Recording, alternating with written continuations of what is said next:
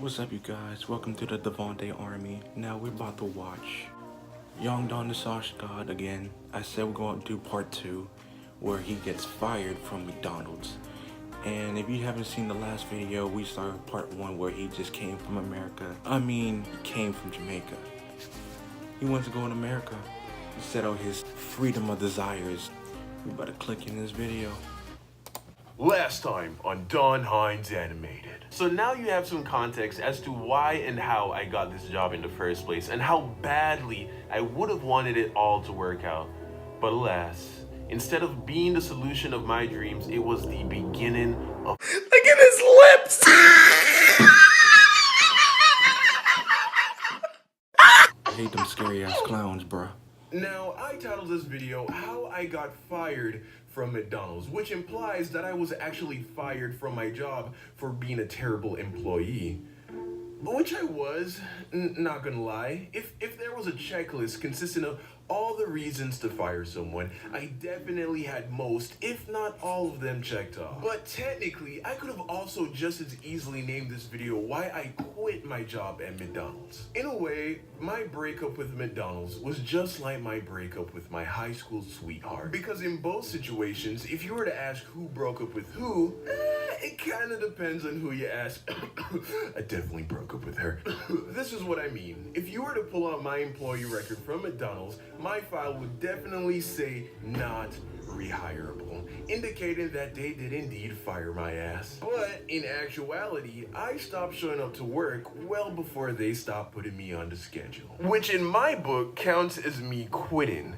That said, I probably wasn't that far away from being fired anyways. For instance, I sucked at everything. There was literally nothing that I could do well. I actually felt bad for the managers whenever I showed up to work. Because the moment any of the shift managers saw me, I could just see the cogs turning in their heads as they try to figure out where they could put me so that I would do the least amount of damage to the crew's ability to get shit done. You see, regardless of where you work in the food industry, whether it be for an excuse of a sandwich shop like McDonald's or for an upscale panty dropper like Benny Hanna's, the success of your crew boils down to one thing, and that thing is timing. Every good crew at any food establishment has one thing in common, and that is that they all run like a well-tuned clock. Every gear needs to be turning at just the right speed for everything to run smoothly. Timing is key. One little hiccup in the machinery can set the whole thing off track. Well, turns out adding a 16-year-old Don Hines to your restaurant crew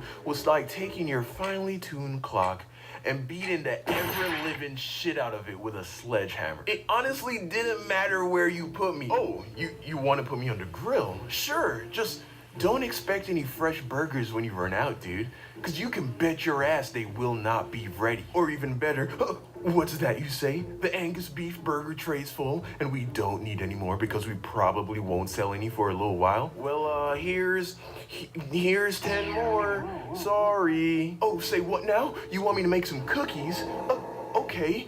Just know that you're probably gonna have to ask someone else to do another tray after me because I'm definitely gonna forget about them in the oven. So you might as well just take 24 cookies out of the freezer and just throw them in the garbage because you're basically doing the same thing. Come again? You actually want me to assemble the burgers? Have you lost your mind? I mean, sure, I'll do it. That is, of course, if you're okay with waiting 5 minutes per burger, because I definitely don't remember. See, now this is why I work outside of the kitchen, bro. I'm so bad with making food like that. Even in my Chick-fil-A job, bro. Come on now. How to make any of this shit except the McChicken. I will definitely be spending an extra 2 minutes trying to find the instructions on this little picture thing above the sandwich table. So, yep. Sorry. Eventually, the managers did figure out my calling.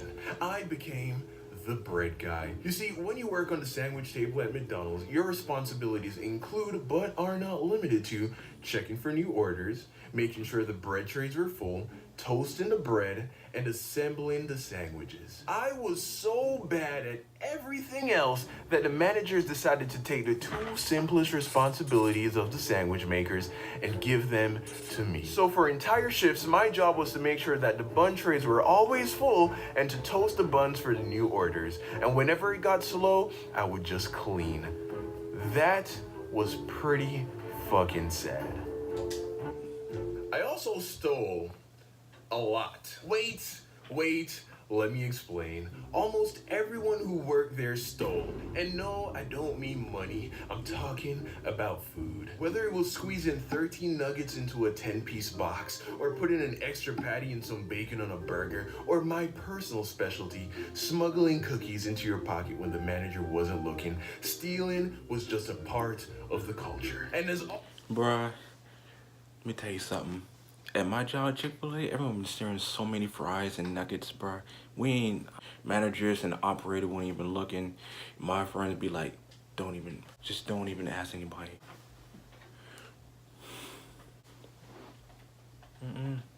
all of you should know by now that Don Hines will always do it for the culture. And although I might have been one of the worst employees McDonald's has ever hired when it came to actually doing my job, I was a god at stealing cookies. At any given time, I had at least 5 cookies in either of my pockets, and I never got caught once. And I know what some of you are thinking, Don, in your Pokemon video, you said that you've only ever stolen one thing in your life. What the hell is all this about? Listen, like I said, everybody stole. So it's like, if everyone steals, is anyone really stealing? Yes! So those are all of the legitimate reasons for why McDonald's should have fired me. But they didn't. And even though it sucked working there because I was just so bad at my job, that wasn't the reason why I actually quit. I quit for the same reason most people quit their shitty jobs, which surprisingly isn't because the job is shitty. Most people who quit their shitty jobs do so because of the shitty people they work with. I've actually never met someone who quit their job because they... That is true as fuck. Were just fed up with the pay, or didn't like the hours, or didn't like the work. I mean, those may have been contributing factors, but the main reason, the straw that will always break the camel's back, is some dumb ass person. Whether it be a boss, a coworker, I mean, even one really bad customer can be enough to just say, nope, fuck this, I'm out. So for me, it was my fellow staff that motivated me to quit. Here are the 3 things that made me quit. 1, I worked at a McDonald's in Broward County, Florida. And if you know anything about South Florida, you know that it is flooded with Hispanics. So naturally, most of my coworkers were Hispanic. Now, that's perfectly fine. I have no problem with Hispanics. A lot of my best friends are Hispanic. Latinas are without a doubt some of the most beautiful women on the planet. I know this, I've dated 2 of them. And next to Jamaican food, Spanish food is that fuego. You see, I mentioned the fact that they were Hispanic because my Spanish co-workers would just constantly talk shit about me in Spanish. And you know what? I probably deserved it because I was pretty ass at my job. But at least have the decency to do it behind my back. I mean, I would see 2 of my coworkers look right at me, then turn to each other, say some telenovela mumbo jumbo, and then have a good ass laugh. And although I didn't know what they were saying, I sure as hell knew what throwing shade looked like. And the second reason I quit was because I worked for the devil. And you might think that the devil isn't real, and if he is, it's a large red half goat, half man, Baphomet looking thing. Well, nope, you're wrong. The devil is real, and she is a 4'8" bitter middle-aged Spanish woman who lives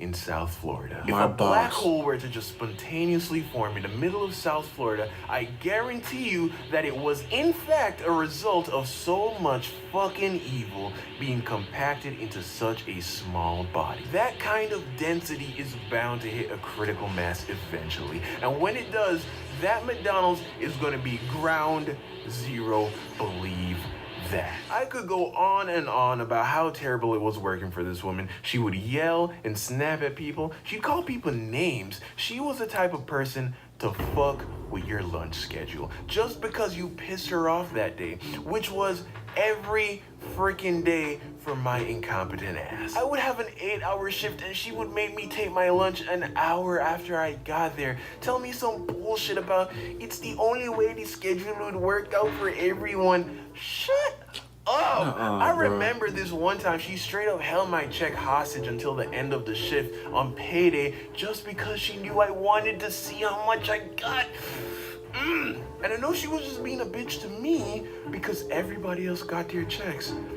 So what the fuck, man? But the thing that made me realize that I did not want to be there anymore was when I saw a fellow employee do something that every customer fears will happen to them when they get food from a place like McDonald's. I saw a coworker fuck with someone's food. So this guy, let's call him Jose. Why? Cause he's Spanish. Duh, don't think too hard about it. So Jose was making a sandwich and I was on the toaster.